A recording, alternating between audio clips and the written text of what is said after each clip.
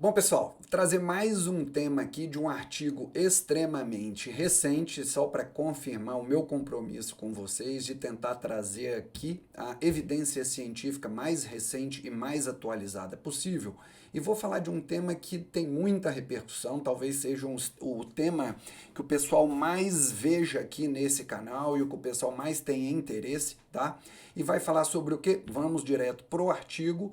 Então, qual é o benefício de aumentar a ingestão de proteínas agora em um grupo de pacientes mais velho?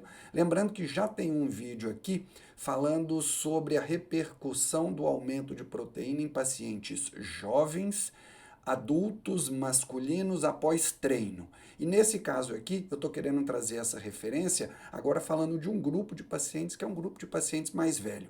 Será que também vai ter benefício ou não de pacientes mais velhos fazerem essa ingestão de proteína? Então aqui é o nome do artigo, tá? Aqui é a data de publicação, aqui em 2025. Aqui é como você consegue pegar esse artigo na internet. Eu vou deixar o link na descrição desse vídeo. E vamos para começar um resumo rápido desse artigo. O resumo rápido dele é o seguinte: ensaio clínico randomizado, lembrando que essa é uma forma de ciência que consegue mostrar causalidade, quer dizer, eu faço uma intervenção e vejo essa intervenção posteriormente se deu ou não resultado e consigo inferir se essa intervenção pode ser a causa do resultado, tá? Então é um nível de evidência científica para este fim muito bom.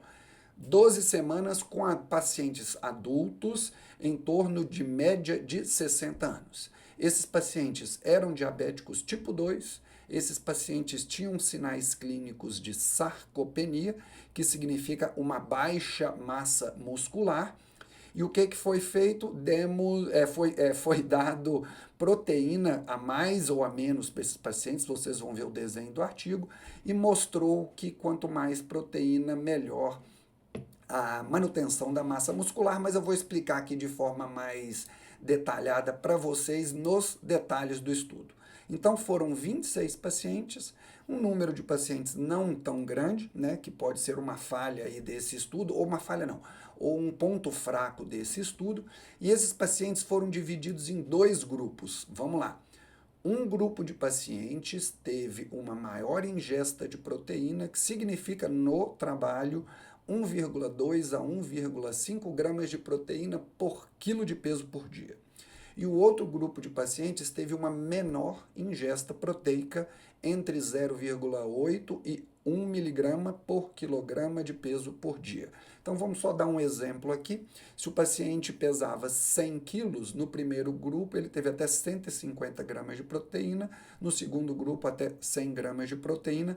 Lembrando que essa proteína não é um pedaço de carne, porque dentro de 100 gramas de carne você vai ter mais ou menos aí 20 a 25 gramas de proteína, o resto é água, gordura e etc. Tá? Só lembrar esse dado. E foram avaliados esses pacientes por 12 semanas, certo? E o que eles perceberam? O grupo de pacientes que teve uma menor ingesta proteica, ele perdeu massa muscular apendicular, que significa que eles mediram nos braços e nas pernas, tá? Nos membros superiores e inferiores, melhor dizendo. E esse grupo que teve uma menor ingesta proteica perdeu 1,8 quilos de músculo nessas 12 semanas. E no grupo que teve a ingesta maior proteica, ele aumentou meio quilo de músculo, também apendicular. E além de aumento de massa muscular, eles fizeram análises clínicas, tá? Com testes laboratoriais. Então, esses pacientes do grupo de maior ingesta tiveram uma força de preensão manual, né? Você coloca um dinamômetro na mão e faz o paciente apertar, e isso mostra a função muscular no braço, que pode representar o resto do corpo também. E eles melhoraram em dois testes de caminhada e de equilíbrio, mostrando a utilidade da massa muscular na função da vida de um idoso. Não houve muita diferença nesses últimos dois testes, que é de sentar e levantar, né? E esse último teste. Visão geral do artigo, aí a gente já começa a ter as nossas definições aqui, as nossas conclusões. o tecido muscular, ele está em constante evolução, certo? E constante renovação. O que significa isso? De um lado você tem a síntese proteica muscular, de outro lado você tem a degradação muscular. E isso varia de pessoa para pessoa. Lembrando que, à medida que nós vamos ficando mais velhos, a gente tende a ter uma síntese proteica muscular um pouco menor do que a degradação muscular. E isso é chamado de quê? Resistência anabólica. Então, à medida que nós vamos tendo idade, à medida que nós vamos ficando mais velhos, a gente tem um pouco mais de dificuldade de fazer síntese proteica. Então, este é um grupo de pacientes que a gente tem que ter muito cuidado, porque a tendência desses pacientes idosos é perder músculo, certo? E mais uma conclusão aqui, ó. Os adultos mais velhos, eles se beneficiaram com aumento de ingesta proteica. Em alguns trabalhos dizem aí que os jovens, o ideal por refeição é 0,24 gramas de proteína por quilo de peso na refeição. E aí já houve uma percepção que, como a gente tem que aumentar essa ingesta proteica, nos adultos idosos, a gente está falando aí em torno de 0,4 gramas, mas aí é por refeição. Mas lembre-se que esse artigo está discutindo principalmente a quantidade de proteína por dia, certo? Então, nesse estudo, o que a gente teve?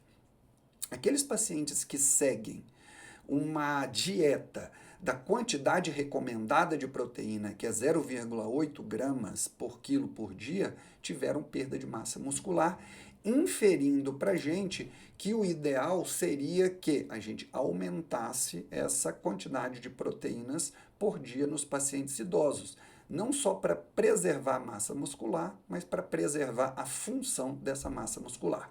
Então, ponto de vista final é: estudos observacionais, que são estudos com maior número de pacientes na maioria das vezes, têm demonstrado que a ingesta proteica aumentada em pacientes idosos estão relacionadas à manutenção, aumento de massa muscular e preservação da função relacionada a esse músculo. Os resultados deste trabalho em específico, que lembrem-se, foi feito apenas com 26 indivíduos, relatam que 1,2 gramas de proteína é melhor do que 0,8 gramas de proteína por quilo de peso por dia nos pacientes idosos. Lembrando que já tem outros artigos, que não é o foco aqui desse trabalho, dessa discussão desse vídeo, mostrando que até quantidades maiores de proteínas ingeridas por dia, em torno de 1,6 gramas, podem ser mais benéficos ainda do que 1,2. Mas isso não é desse artigo. Na verdade, essas informações que eu estou trazendo para vocês vêm dessas referências que eu acabei lendo para poder falar com vocês. E assim, o que fica de visão final desse artigo? Fica de uma visão final que, e aí não está descrito nesse artigo, isso aí é opinião minha, baseado em todas essas referências que eu estou estudando para trazer isso para vocês. Proteína é inegociável para todos nós que queremos ter uma longevidade com qualidade de vida, principalmente nos pacientes idosos, porque o idoso ele tem uma resistência anabólica que, como eu falei para vocês, é uma dificuldade em manter ou crescer massa muscular. Então, gente, querem ter informações, vocês querem ter qualidade de vida futura, aumentem a ingestão proteica.